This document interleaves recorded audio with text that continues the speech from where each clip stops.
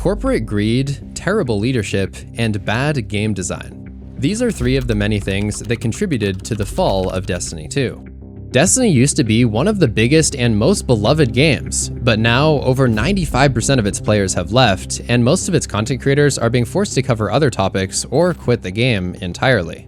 Today, we are going to analyze why all of this happened, and we're going to break down the timeline of bad decisions that ultimately led to the downfall of my favorite game.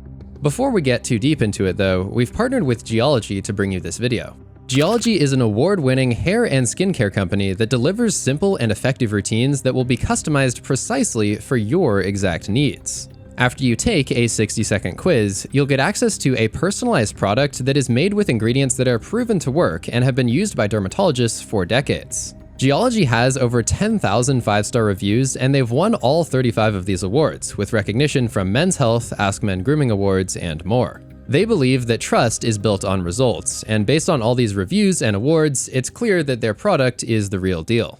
I know a lot of men out there don't take their skincare as seriously as they should, and they realize that it's important. So if you want to start looking your best, we have a great opportunity to get you started. You can get an insane deal using my code for 70% off your personalized skincare trial set, and an additional 50% off of any add-ons that you might need. Just enter my code SHADOW70 and you'll be surprised by how much better your skin will be. Thanks to Geology for partnering with us on this video, and now let's begin our story about the fall of Destiny. Before we can talk about the more recent decline of the game, we first need to go back and discuss the mistakes that were made way back in Destiny 1. A huge amount of people quit the game back then, and of course, this contributed to the eventual fall of the franchise. See, when Destiny was first publicly revealed and then showcased in 2013, the hype and expectations were sky high. We were promised that the story would be as recognizable as Star Wars, that the world would be huge and expansive, and that we would have all of these epic planets to explore. But that brings us to our first recurring issue, and that is disappointment. When the game first went live, we found out that the story was a disaster, the scale of the game was a lot smaller than it was supposed to be, and half of the planets that we were promised weren't even in the game. The story in particular was extremely bad, having terrible writing, zero motivation, zero clarity, zero explanation of anything, and then the game literally told us that it didn't have enough time to explain its own story. Many players were angry about all the broken promises, and although it was clear that the game did have a lot of potential, this was still a disappointing launch. This ultimately damaged the game quite a bit, because as a bunch of players tried it out, many of them just permanently left due to the game under-delivering and being somewhat disappointing. As time went on, many more players continued to quit during the content droughts of the following two expansions. The Dark Below and House of Wolves certainly brought some good things like the Raid and Trials of Osiris, but ultimately they didn't fix any of the issues that everyone was complaining about. The following year though, the Taken King expansion actually addressed all of those issues and vastly improved every single thing about the game. This was a huge highlight, and the game was a whole lot better for a while, but then we just entered yet another content drought. You might think that we have content droughts in the modern game, but these content droughts back in the day had no seasonal missions, no sandbox updates, no new loot or activities, no new story, literally nothing happened for months, and this caused the game to bleed and lose quite a lot of players. Even though they enjoyed the Taken King, such an extended period of zero content would cause many of them to lose their habit of playing and then ultimately never return to the game. The sequel game, called Destiny 2, was set to launch the year after, but we were once again disappointed as the developers at Bungie decided to delay the game for an additional year. Instead of Destiny 2, we got Rise of Iron, which was just okay. It didn't move anything forward in a meaningful way, but overall it was just a good expansion and people really liked the new raid. At the very end of Destiny 1, we had the Age of Triumph event, which was indeed awesome, and it set the expectations extremely high for Destiny 2. Unfortunately though, these expectations would not be met the following year. People thought that the launch of Destiny 1 was pretty rough, but somehow they managed to make the launch of Destiny 2 even worse. Although the story was quite excellent, everything else like the loot, the PvP, the activities, the subclasses, the ammo system, the weapons, the armor was a complete disaster. Once again, this was a period where our expectations were extremely high, and then we had to come crashing down to a disappointing reality. We assumed that Bungie would have learned from their past mistakes, but unfortunately we got a half-baked product that was worse than Destiny 1 in many ways. In fact, some players were so disappointed that they wanted to just go back to Destiny 1 and abandon D2 altogether. This disappointment surrounding the launch was catastrophic for player retention, much like it was during the original launch of 2014. This was only amplified because many players were giving Destiny a second chance, but then they felt like they got burned by Bungie for a second time. In addition to the returning players, though, there were also millions of new players who were trying out the game, and especially with Destiny 2 coming to PC, this was our big chance to go mainstream and become one of the biggest games on the market. For a few days, we actually did succeed, with the game actively surpassing 1 million concurrent players. All of the big streamers were covering the game, it was everywhere on the news, and this was a huge moment for the community. Soon enough though, the hype died down, and we all noticed the flaws like the token system, the microtransactions, the slow gameplay, and the complete lack of endgame content. The player count plummeted to dangerously low levels, and especially with the release of the terrible Curse of Osiris expansion, it looks like Destiny might not even survive for the next year. Fortunately for us, Bungie absolutely cooked the following year, and they delivered Forsaken, one of the greatest expansions the game has ever seen. They finally removed the awful weapon system where players could only use 2 extremely weak primaries, and they brought back special weapons that made the gameplay feel much faster and more interesting. The amazing random roll perks returned, the new raid was great, there were new subclass trees, the story was compelling, the very first dungeon was introduced, Gambit was really popular at first, and both of the new locations were very impressive. Player morale was at a high for the first time since Taken King, but believe it or not, this was the time where things really started to take a turn for the worse. A few months after the expansion, Bungie parted ways with Activision, who had been publishing the game and working with them since Destiny 1. At the time, players rejoiced, and everyone thought this would allow Bungie to make the game reach that huge potential that we always knew it had. Unfortunately though, the split with Activision also meant that Bungie lost the support of 2 major studios who were helping them make the game, and thus, the next year did not contain a lot of content. Seasons became less involved, they no longer contained raids, and even the following expansions were significantly smaller than expected. This was evident in Shadowkeep, where the story left players with more questions than answers. It delivered no new destinations other than a reskinned moon from Destiny 1, and there was also a mediocre raid, nothing for Gambit, and essentially nothing for PvP. The game notably became free-to-play, which absolutely spiked the player counts to insane levels, but this also caused Bungie to drastically change their approach to game design. Instead of focusing on improving the core of the game like they did in the past, Bungie leadership was now focused exclusively on developing paid content. This meant that all free content, including PvP, would essentially get 0 development. They basically gave 0 attention to strikes, Gambit, and anything else that wasn't a part of a season or an expansion. Even Trials of Osiris, Destiny's most iconic PvP mode, returned in a terrible state with 0 new loot and just some old reskins from Destiny 1.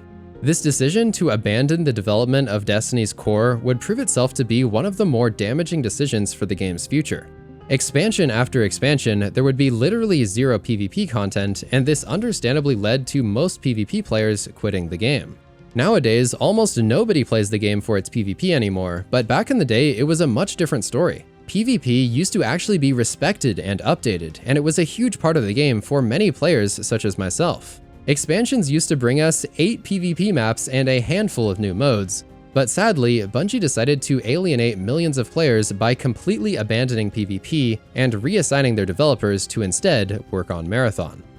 Another thing that irreparably damaged the game and its reputation was Bungie's refusal to deal with cheaters, even when they were completely overrunning the game.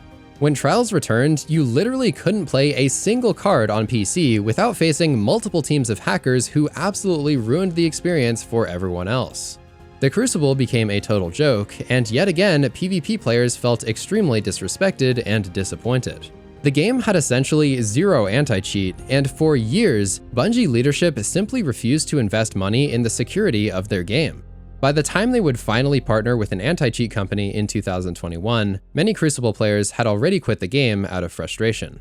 Due to the split with Activision, Shadowkeep and the following seasons had very little content, and players were unhappy that Shadowkeep was so much smaller than Forsaken. Bungie leadership noticed this, and they concluded that they had actually over-delivered by releasing too much content in Forsaken. They thought that it was a mistake to create an amazing expansion like Forsaken because players now expected that future expansions would also be amazing and also have a large amount of content. So from this point onward, Bungie leadership decided that they would produce consistently mediocre content so that the player base would always know what to expect. Instead of letting their developers create something awesome, the leadership forced them to release a worse product. There were allegedly many situations where a team of developers wanted to go above and beyond and create something really cool, but then the leadership stepped in and told them, and I quote, "We should not ship this because it's an over-delivery that will set us up for failure in the future." Looking back, many players consider this the reason why Destiny has stagnated over the years. There was a lack of content, a severe lack of innovation, and no ambition for making anything that might actually shake things up and surprise us. Every single season felt identical because Bungie wanted to avoid over-delivery, but in the end, the repetitive and boring seasonal model would turn out to be extremely detrimental to the game. Many people even started misinterpreting this and calling Bungie lazy. But in reality, the hardworking and passionate developers were just being held back by their management. Following Destiny's move to become free-to-play, the presence of microtransactions and in-game monetization started to increase substantially. This had already become a contentious topic in the community, but players were becoming increasingly annoyed as Bungie added more and more items to their ever-expanding Eververse store. During the rest of the year of Shadowkeep, this happened, and therefore everyone went into lockdown and started playing a lot of video games. Bungie saw this as an opportunity to expand, an opportunity to grow beyond Destiny, and ultimately become a studio with multiple successful games. They went on an absolute spending spree, hiring hundreds of new employees and handing out hundreds of promotions to existing employees. In fact, they gave out so many promotions that there were now too many managers with big salaries and not enough people to do the actual work. That is a direct quote from people who worked there, by the way. Like, they literally had too many higher-ups and not enough real developers who would actually make the game. In addition to this, Bungie leadership started to mismanage their resources to an extreme degree.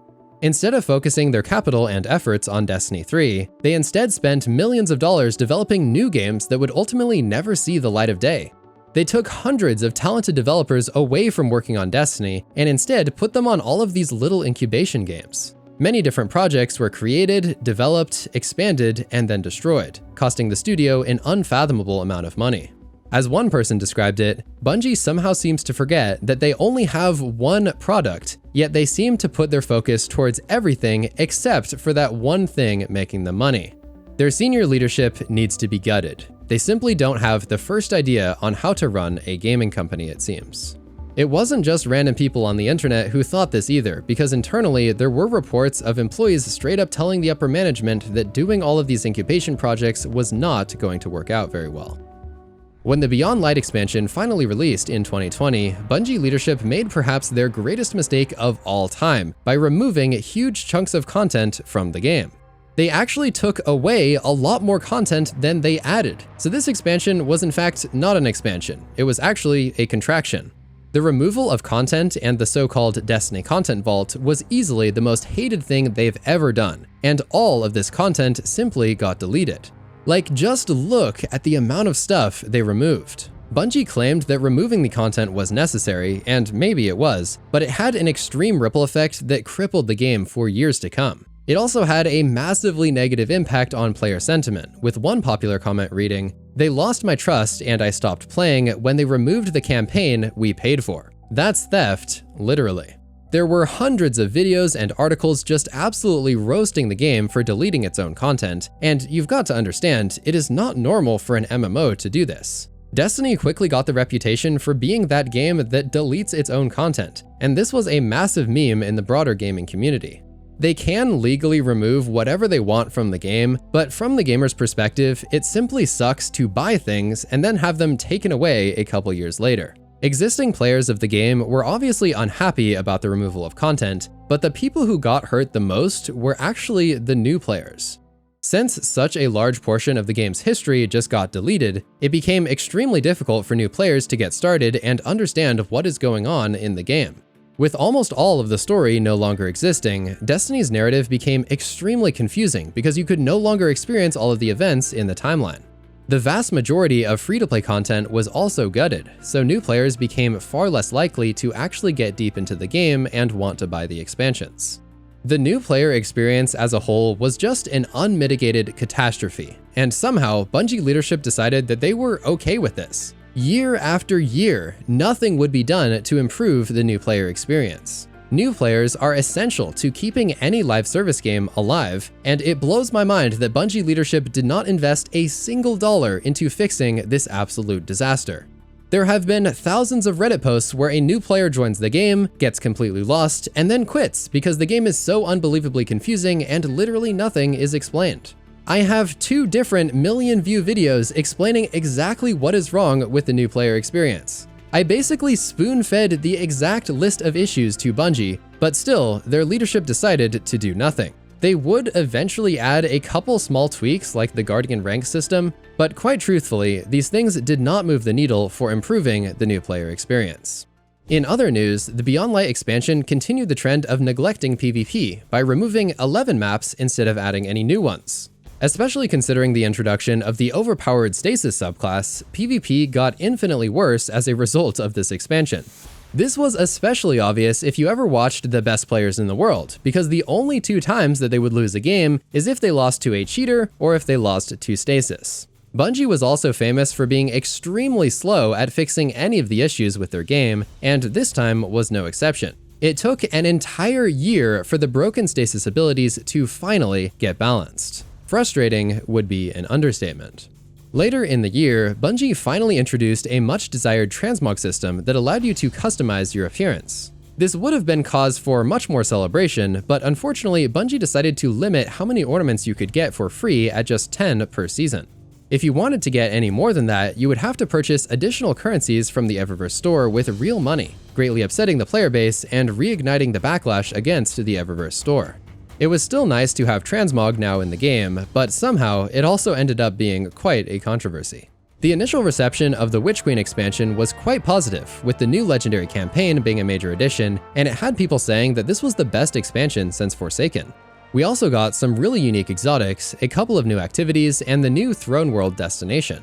It did become clear, however, that people were starting to get significantly burned out on the game after the initial honeymoon period wore off. The story was extremely excellent, but Bungie continued to avoid over-delivery by delivering essentially nothing for the core of the game. PvP got literally no updates except for a loading screen, Gambit got downgraded, and I think we got like 1 or 2 new strikes, so overall, people were not very satisfied. With all of that aside though, this expansion did introduce a new weapon crafting mechanic that initially people were extremely excited for. It let you get whatever perks you wanted on your weapons, and this was amazing. After some time passed though, more people started to realize that this would significantly reduce the replayability of the game for dedicated players. Although people did like crafting the weapons to get amazing perk rolls, the crafting system also made much of the game's loot completely irrelevant. For instance, if you crafted all of the raid weapons, you no longer had any incentive to ever run any of the raids ever again. Before crafting existed, many dedicated players always loved the prospect of potentially one day getting that perfectly rolled weapon to drop from a raid, but after the introduction of crafting, all of that loot chase was removed. Something that really started to annoy players around this time was the repetitive nature of the seasonal model. For years now, we had been leveling up these random tables, unlocking our Battle Pass rewards, replaying some boring seasonal activity 50 times, and then slowly progressing through some time-gated story missions. Burnout was high, and as players continued to leave the game, Bungie was losing a lot of money. And as a response to this, Bungie decided to spend even more money. Even though almost all of their employees were working remotely, they decided to spend an unfathomable amount of money building physical studios and massively increasing the size of their buildings. They doubled the size of their studio to be over 200,000 square feet, built an entire new office in Amsterdam, and also started leasing multiple floors of the massive 2+U tower. Bungie would go on to become a quote, digital-first company, and a huge portion of their employees were working from home. So all of this new physical office space would end up being seen as a very lavish and unnecessary expense. We will talk about the layoffs a bit later, but suffice it to say, employees were very upset when they found out that Bungie decided to upgrade their headquarters instead of paying their salaries. Due to their insane financial illiteracy, it became clear that Bungie would be unable to pay off their debts and that they would soon become insolvent. After wasting hundreds of millions of dollars on failed incubation projects, insane promotions, huge new buildings, and hundreds of new employees, the company found itself in an extremely difficult position. They were desperate for someone to come bail them out of this nightmare, and then luckily, Sony agreed to buy them for $3.6 billion. This was a huge moment for the survival of the company, but even after the acquisition, Bungie really didn't fix any of the problems that caused them to become insolvent in the first place. They kept investing crazy money into making new games instead of working on Destiny. They kept ignoring the core game modes, they kept ignoring the terrible new player experience, and they just hoped that things would magically get better. There were reports of employees literally begging the leadership to make the changes that players wanted, but these cries for help were sadly ignored. Leadership clearly had an overly ambitious pipe dream of making Bungie a multi-IP studio that would have like 5 games going all at once. But unfortunately, this ambition led to the decline of the one IP that was actually making all of their money. Surprise, surprise, it turns out that trying to fund 5 games by siphoning money away from Destiny is probably not the greatest idea in the long run. The studio was losing money and operating in the red, and eventually, layoffs would become inevitable. Destiny's next major expansion, called Lightfall, was hyped up about as much as any expansion could possibly be hyped. Major streamers were playing the game for the first time in years, and many people decided to give the game a second chance. Destiny was nearing the end of its first massive story that had been building up for 8 years now, and everyone was excited to see what would happen next. As it turned out though, this was probably the worst possible time for people to return to the game. While visually stunning, the much anticipated Lightfall campaign was universally hated. The narrative did not push the game forward in any significant direction, and instead, it just talked about this thing called the Veil without ever explaining to us what the Veil actually was. Bife put out a scathing video that went trending on YouTube to talk about just how bad the storytelling really was. Unfortunately, the hype to disappointment ratio was probably higher now than it had ever been in the franchise's history.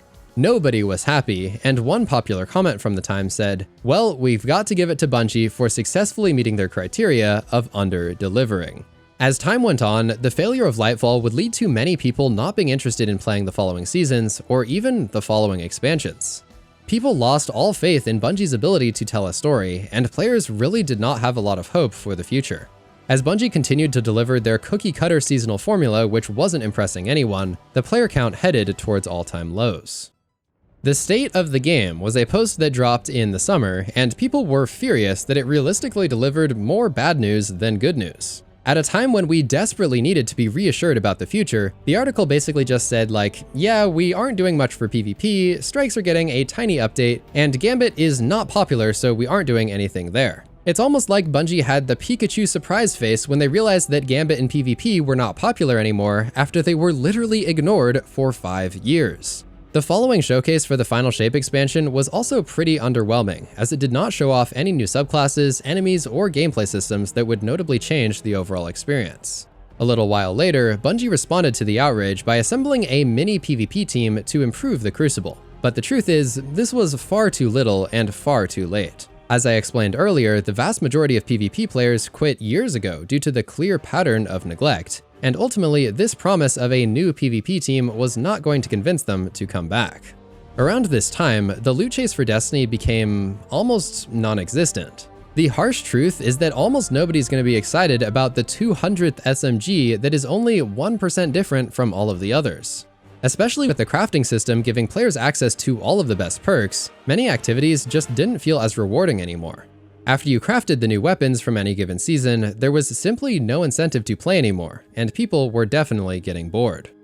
In the fall of 2023, things became more dire than ever before as Bungie laid off a sizable portion of their company, parting ways with massively important employees such as the incredible music composer Michael Salvatori. At this point, it became publicly known that Bungie's leadership was absolutely awful, and employees shared terrible stories about mismanagement and poor decision-making. There were multiple tweets of current and former employees just blasting the CEO and the leadership team for their actions. Someone allegedly asked Bungie leadership if they would consider reducing their salary to prevent layoffs, and then they answered that Bungie was, quote, not that type of company. At the same time that this was happening, Bungie CEO Pete Parsons was actively spending millions of dollars on all of these expensive cars, and not even considering the possibility of reducing his own insanely high salary. Leadership at Bungie appeared to care more about their own wealth and car collections than about paying their hard-working employees. In the spring, Bungie released a lot of new content to fill the gap before the Final Shape expansion. This was called Into the Light, and it brought back a ton of non-craftable loot that players were actually very excited to get. This period leading up to the Final Shape was quite a high point, and players couldn't wait to experience what would be coming with the conclusion of Destiny's main saga. We all had very high hopes because Bungie publicly announced that they were trying to make this expansion one of the best of all time.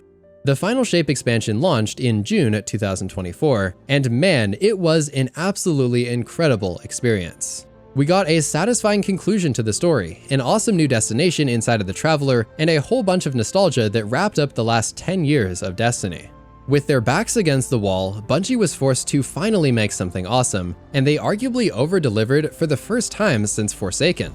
Despite its amazing reception though, the expansion did not sell very well, and actually it sold even worse than Lightfall. After all of the negativity about the layoffs, the failure of Lightfall, and the repetitive seasonal model, many people were scared that Bungie would disappoint them once again.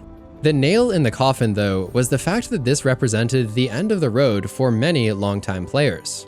The story was concluded, the loot was acquired, the objectives were reached. There really wasn't that much to do, and Bungie didn't announce anything about the future of Destiny. Tons of people were sticking around until the conclusion to see things through, but with the Final Shape now complete, they felt like they had reached the end of their journey as Guardians. There were top Reddit posts saying things like, "I paid for this year's content and I can't even will myself to play it." Kind of like Avengers Endgame, this was kind of just a natural ending point for many players, and Bungie massively messed up by not announcing the future to keep people interested. We lost players at a rate faster than Lightfall, and actually faster than ever before. Due to the financial underperformance of the expansion, Bungie leadership had to lay off another wave of employees, this time parting ways with even more people than last time. CEO Pete Parsons was reportedly flexing his exotic cars in the faces of employees literally 2 days before he laid them off. Due to this incident and many others, his current and former employees were seen publicly roasting him on Twitter, with countless examples like this one saying, "Pete is a joke." A few days later, it was also revealed that Destiny 3 was never in development, and this ultimately crushed the hopes of many players. Due to Bungie spending all of their money on Marathon and their new studio and a ton of failed incubation projects, they didn't have any left over to build Destiny's future. If they didn't do all of those things, they could have easily built Destiny 3 over the past few years, but instead, Bungie now finds themselves in a situation where their only source of revenue is dying faster than ever before. The decision to not develop Destiny 3 will easily go down as one of the greatest fumbles in game development history, and it lies entirely at the feet of Bungie's terrible leadership. You might think that any logical company would just replace their terrible leadership, but unfortunately, it seems that Bungie is not a very logical company. The CEO and other board members just remained in place despite everyone, including their own employees, literally begging for their replacement. Bungie leadership needs to actually face some sort of consequences for their failures. This is ridiculous. The new episodic content model for D2 turned out to be exactly the same as the seasonal model, except now there would be even less content coming out on a yearly basis. Bungie acted like they were giving us an exciting new gift, but then they just gave us the exact same shirt that we've been wearing for the past 7 years. Following this, the player sentiment became infinitely worse than ever before, and so did the player population. With notable examples like the Encore mission, Destiny has also started to become extremely buggy in the past few months. You might be wondering why this happened, and according to former community manager Liana, they have laid off their entire player support team. The cheaters are even making somewhat of a comeback due to Bungie getting rid of a large portion of their security team. I predict that things will continue to become more and more broken due to the complete absence of some of these teams, and unfortunately, this is going to cause even more frustration among the community. If you take a look a little bit deeper into the game's gradual decline over the past few years, it becomes clear that Destiny doesn't really have an audience anymore. The veteran players are tired of the repetition, and new players are incapable of joining us due to the laughably bad new player experience. There simply aren't any new players joining us to replace the veterans who are quitting. One person wrote, "Before Beyond Light, nearly every friend I tried to get into Destiny stuck around. Since Beyond Light, not one. Literally not one person I've helped get into the game played for longer than a few weeks. They never played by themselves, only when I was on. They just never had a clue what to do, no matter how much I tried to help guide them.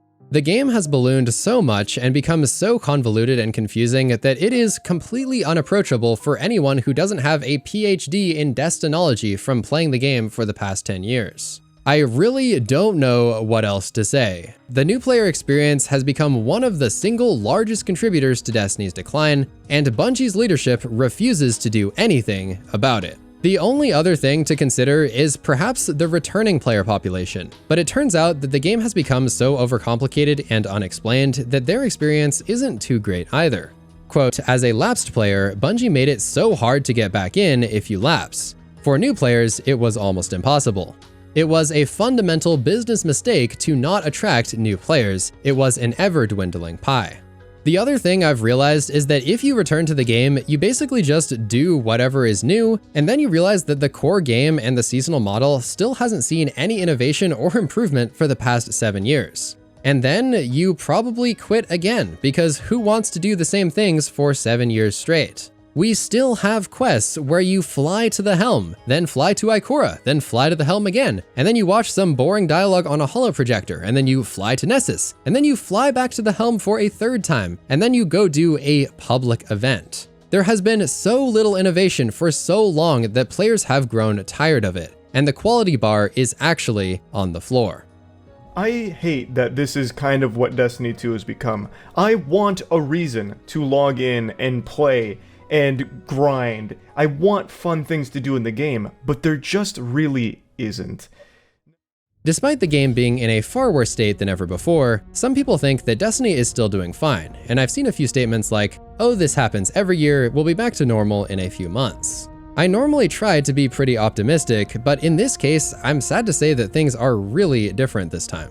Never before have content creators been forced to leave the game because they're literally unable to pay their basic bills. Many of us have started covering new games and slowly abandoning the Destiny franchise. Personally, back in June, I was all in. I was so optimistic about covering this game because I thought that Bungie was developing a future for it. Unfortunately, nowadays though, I'm questioning whether it will even be possible to make Destiny videos as a full-time job anymore. There are roughly 50 full-time creators covering this game, but as of September, all of them have either been covering new games or they are reaching record low view counts. Based on all of the data and all of the analytics that I have access to, it's clear that players have never been less interested in playing the game. The one thing that Destiny does have going for it is that there is really no serious competition. There are, of course, some comparisons like Warframe, but nothing really comes close to Destiny's universe, gunplay, and power fantasy. I assume that players will probably return to Destiny every now and then to reevaluate the game, but I think it's pretty safe to say that the best days of Destiny 2 are now behind us. We've lost players every year for the past few years, we are currently losing players faster than ever before, and it seems that we will continue to lose players as we go into the future. The game certainly will not disappear overnight, but it also will not see any form of major revival anytime soon. I asked players on Twitter about this and requested that people tell me what it would take to get them back into Destiny. So many people answered with Destiny 3 that it literally started trending on the platform. It is abundantly clear that millions of players would come back for Destiny 3, but due to Bungie's poor leadership decisions, Destiny 3 will come out years into the future, if it even comes out at all. I do also want to say that Destiny has a lot of unrealized potential. It might even have more potential than any other game on the market. We have great gunplay, build crafting, characters, lore, space magic, and an amazing foundation for PvP that was simply never capitalized on. We have all of the puzzle pieces that could make up an incredible game, but Bungie has never quite put the pieces together in the right way. They have come close with expansions like Forsaken, and if they ever get it completely right, they will have an absolute masterpiece on their hands. I hope you enjoyed hearing this story about the fall of my favorite game, and I want to let you know that we recently spent over 1,000 hours creating an insane movie about the entire evolution of Destiny. I highly recommend that you watch that video now, and also please leave a like, because for obvious reasons, Destiny channels like mine are struggling. Thank you so much, and I really hope you enjoy the movie.